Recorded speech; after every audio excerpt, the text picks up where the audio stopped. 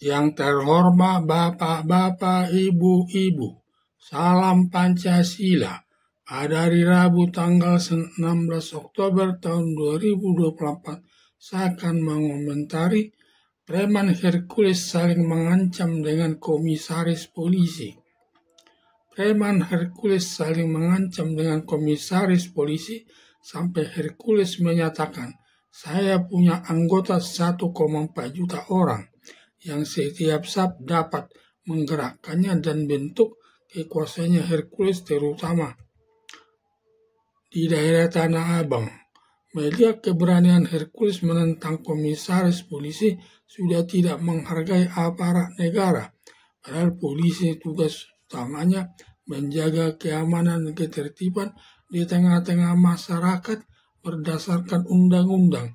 Sedangkan Hercules sebagai pimpinan preman yang tindakannya banyak yang menyimpang, yang tidak sejalan dengan aturan hukum. Selain Hercules, ada juga yang berani menantang pejabat negara seperti Rizik Syihab selaku pimpinan Forum Pembela Islam sering melakukan demo berjilid-jilid ingin menjatuhkan Presiden Joko Widodo dari jabatan presidennya, serta menuding Presiden Joko Widodo Pancasila ditaruh di pantat. Demikian juga, padahal Presiden Joko Widodo hasil pilihan rakyat Indonesia dengan suara terbanyak. Demikian juga Persatuan Alumni 212 dan Habib Bahar bin Smith juga melakukan demonstrasi ingin menjatuhkan dari jabatan selaku Presiden Joko Widodo.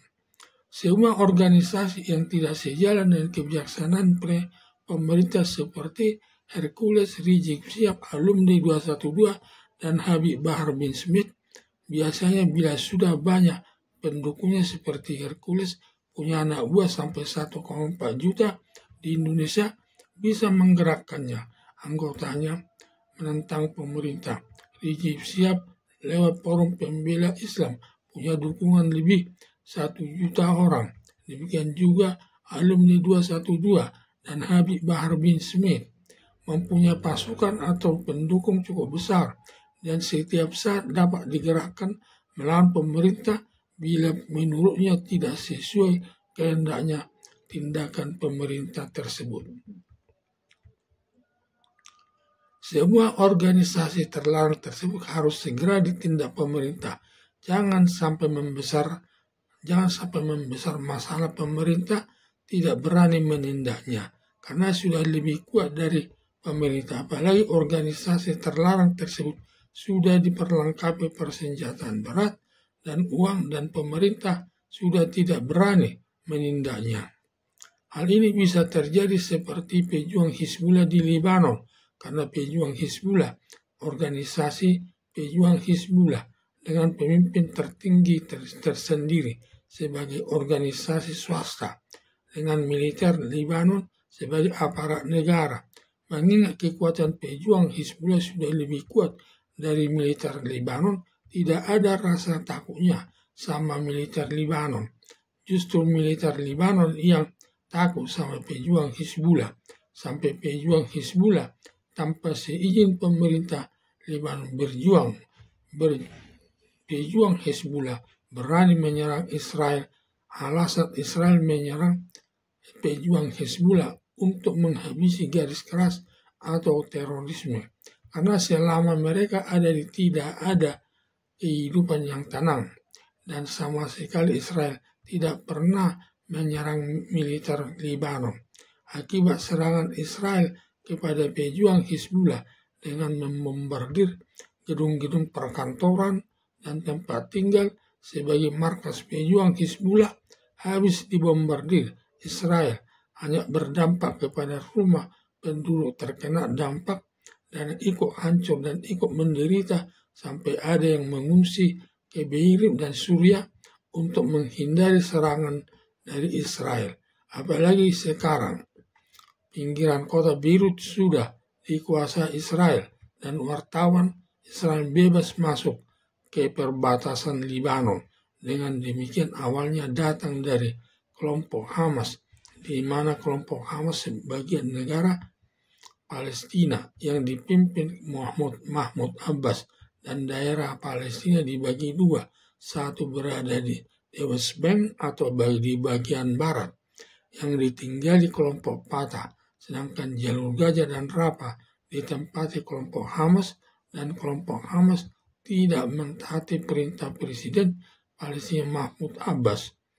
Di luar seizin Presiden Mahmud Abbas, kelompok Hamas pada tanggal 7 Oktober tahun 2023 menyerang Israel hingga masyarakat sipil tewas lebih 1.200 orang meliputi anak bayi, orang tua, anak-anak, anak kecil, anak gadis setelah diperkosa dibunuh. Menyandra warga sipil Israel lebih 200 orang yang disembunyikan di terowongan jalur Gaza dan Rafah. Melihat perilaku kelompok Hamas sangat biadab, tetapi Presiden Joko Widodo tidak mengutuk kelompok Hamas. Bahkan mantan Wakil Presiden Yusuf Kala bangga atas serangan kelompok Hamas menyerang Israel. Sehari setelah kelompok Hamas menyerang Israel dengan alasan bela diri, pada tanggal 8 Oktober tahun 2023, Israel membalas serangan kelompok Hamas dengan membombardir jalur Gaza dan Rafah hingga masyarakat sipil Hamas mati lebih 30.000 orang selama 10 bulan. Sampai Presiden Joko Widodo dan Wakil Presiden Ma'ruf Amin mengutuk Israel dengan alasan kemanusiaan. Setelah jalur Gaza dan Rafah sudah dikuasai Israel, lalu Israel fokus menyerang pejuang Hizbullah Lebanon yang turut menyerang Israel untuk membantu kelompok Hamas. Ternyata setelah diamati, semua sumber kekuatan kelompok Hamas dan pejuang Hizbullah dalam pengadaan bersenjata rupanya bantuan dari Iran, karena negara Iran tidak mau berhadapan langsung dengan lawannya, tetapi menggunakan atau mendanai kelompok garis keras seperti kelompok Hamas dan pejuang Hizbullah dan Houthi, disebut dengan sistem proksi.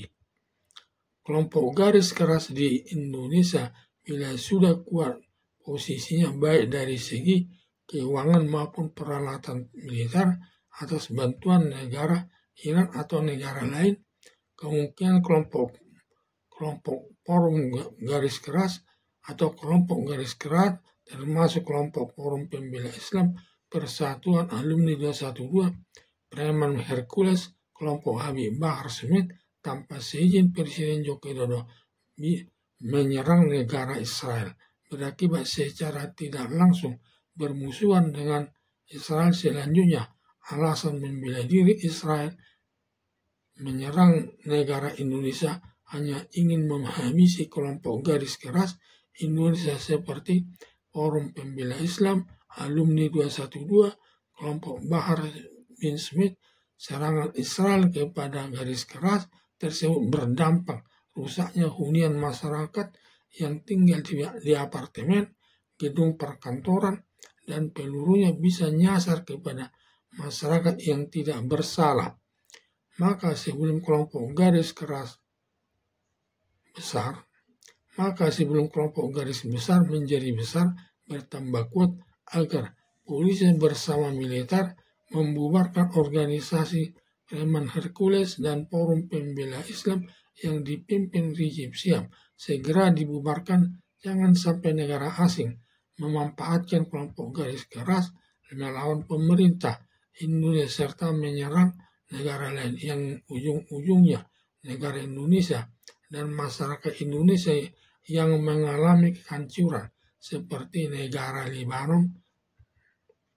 Harapan saya, pemerintah harus bertindak tegas membubarkan kelompok garis keras termasuk kelompok Preman Hercules, Rizik Syihab selaku pemimpin Forum Pembela Islam, Alumni 212, dan kelompok Habib Bahar Smith. Kelompok Habib Bahar Smith sebelum menjadi organisasi besar yang mendapat bantuan dari negara asing, baik masalah keuangan dan peralatan perang. Karena bila kelompok garis keras sudah menjadi kuat baik dari segi sudut keuangan dan peralatan perang. Negara Indonesia tidak berani bertindak kepada kelompok garis keras tersebut, sama sekali tidak mentaati perintah Presiden Joko Widodo. Bahkan di luar seizin atau tanpa sepengetahuan Presiden berani menyerang negara lain, seperti yang terjadi kelompok Hamas, Palestina, pejuang Hizbullah, Lebanon, Houthi dari Yaman mendapat bantuan dana dan persenjataan dari Iran untuk menyerang Israel. Sekian dan terima kasih.